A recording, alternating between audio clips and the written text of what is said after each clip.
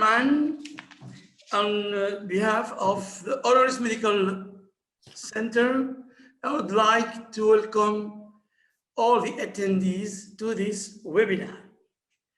My talk, as you told everybody, is about online simulation to no student during the COVID pandemic. Our medical school, our medical simulation center started on November 2018. The mission is the continuing training for professionals of health.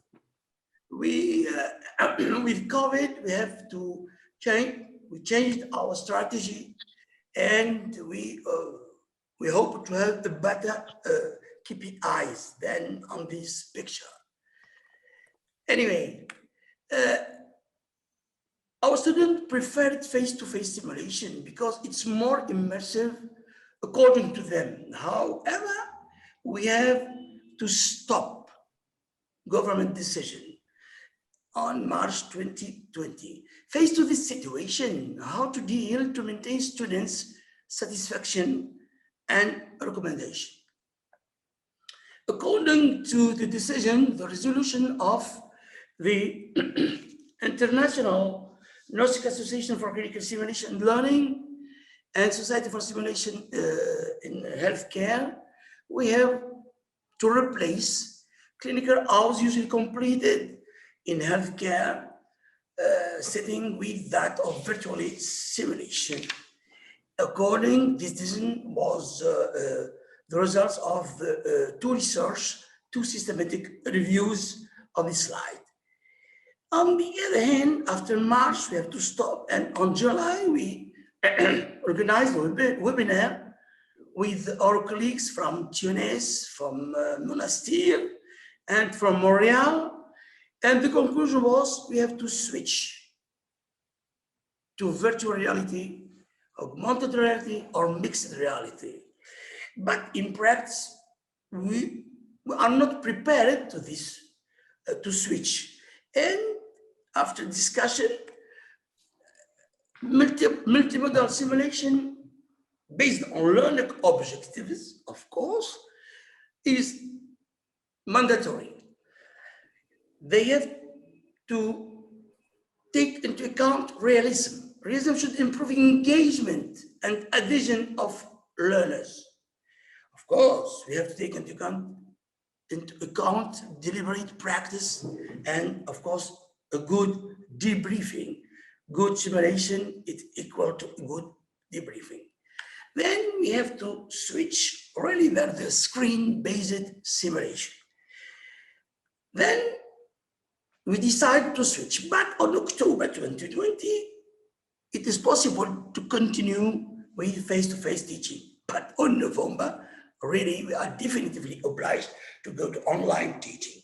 Then we compared these two periods and we found that the KPI was lower regarding global satisfaction, learning objectives, behavior changement, and recommendation.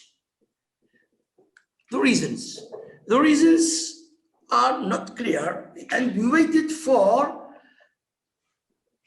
this meeting, international meeting for simulation healthcare organized by SSH between January and March to have a good brainstorming. And finally, afterwards, we decided to change our strategy. We have to respect the pedagogical concepts, and the workshops will be changed according to this model. The facilitator will start with clarification by a video demonstration shot in the medical school, medical simulation center.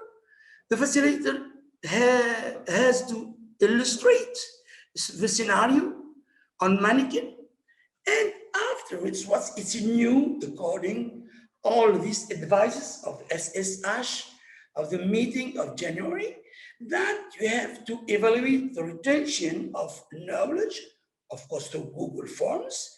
The facility will have to wait the answers of all people, and afterwards, the facilitator should do the corrections.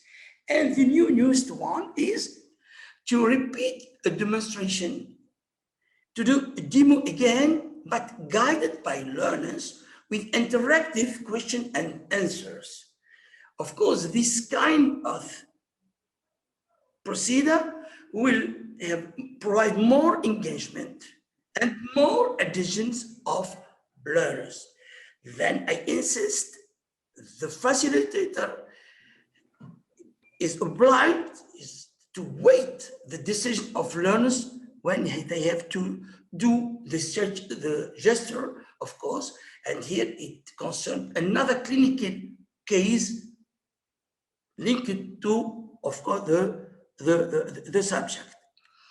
And we assist for that the facilitator should identify strengths and weaknesses of each learners. That are not, it is always a small group between 10 and 15. Now then we have two groups. We have two groups, group of online teaching of November 2020 and April 2021 after the introduction of the new concept. And the outcomes were global satisfaction, retention of knowledge, and recommendation. We did this comparison according for debriefing assessment for simulation in healthcare, and there is no difference, statistical difference between the two periods.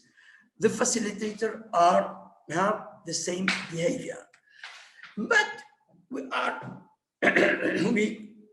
mentioned that we have a better global satisfaction, technical assistance, the messages were more relevant, and learners' objectives were better reached.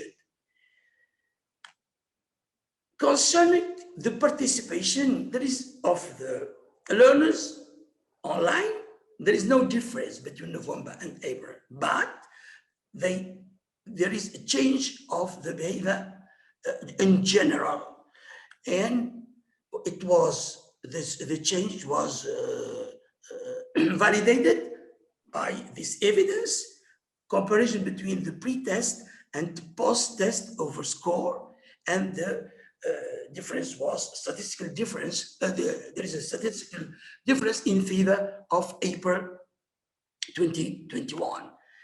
The recommendation also is better for April. And after a logistic regression that we performed, after introduction of all the variables, we found that we have two independent predictive variables, global satisfaction recommendation in favor of the technique of simulation performed during the period of April. We have to conclude, of course, the strength of this comparison was that workshops were concerned basic skills, first of all. They were conducted in the same way. The limitation is historical comparison.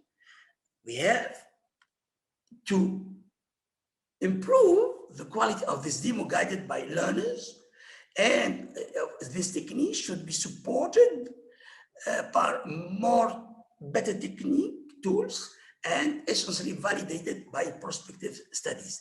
Here is my first conclusion, where we haven't enough high technical, digital technical to do.